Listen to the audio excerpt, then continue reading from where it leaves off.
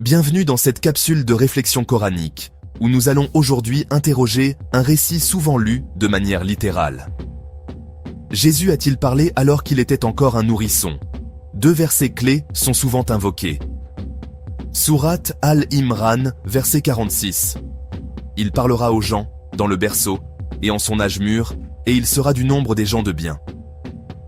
Puis Sourate Maryam, verset 29. Elle fit alors un signe vers lui, le bébé.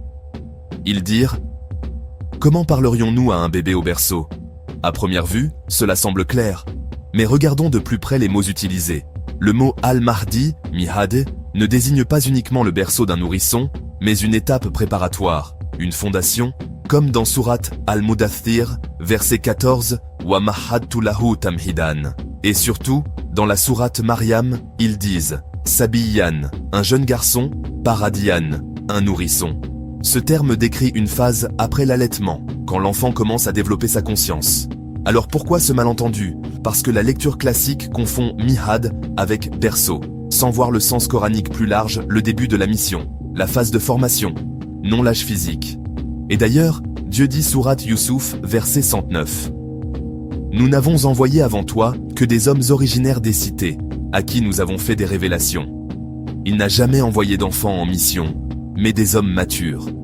Ainsi, Jésus n'a pas parlé en tant que nourrisson, mais dans sa jeunesse, à l'aube de sa mission. Ce fut une prise de parole miraculeuse, oui, mais dans un contexte cohérent avec les lois divines du développement humain. Cette lecture ne nie pas le miracle, elle le réinscrit dans la sagesse du Coran. Dieu parle avec précision.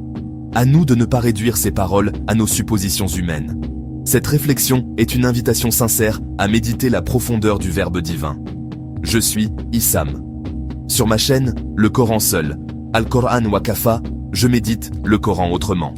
Je propose une lecture du Coran totalement différente, loin des interprétations religieuses entachées d'associationnisme et des récits sataniques qui contredisent la révélation divine. Rejoignez-moi pour une compréhension rationnelle, logique et philosophique du livre de Dieu, le Coran. N'hésitez pas à liker, commenter et partager pour faire circuler cette réflexion.